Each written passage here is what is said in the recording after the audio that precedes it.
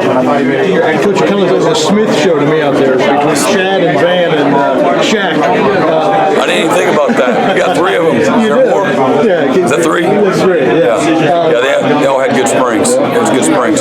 Watching all those guys get better and improve. I think we got Van in a good spot where he's at in strong safety, and Shaq had a terrific out of season. His development redshirt, and Chad really did a great job of learning and improving and getting better. Since Shaq redshirt, he's more chump at the bit than anybody, I'm guessing, to get active.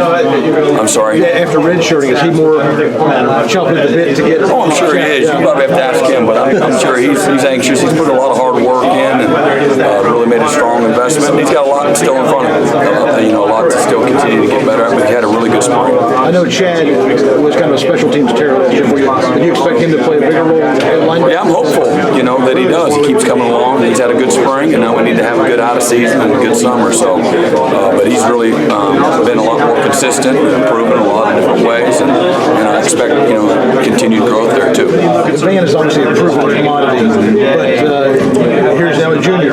So is he going to step into his own? I'm hopeful. He had again an excellent spring.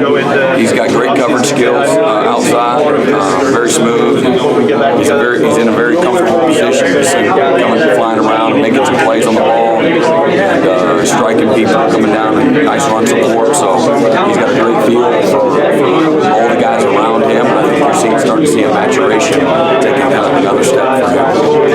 Anybody else jump out at you today? Today? Nah, I don't know. Spring game, right? It's been good though this spring. Isaiah Simmons, Tanner Muse, those are a couple guys that have really come on for us. Niles Pinckney. There's a bunch of them that had good solid springs and some better than others. But those guys there in particular really jumped out and had a really good spring. What's it like with so much talent coming back?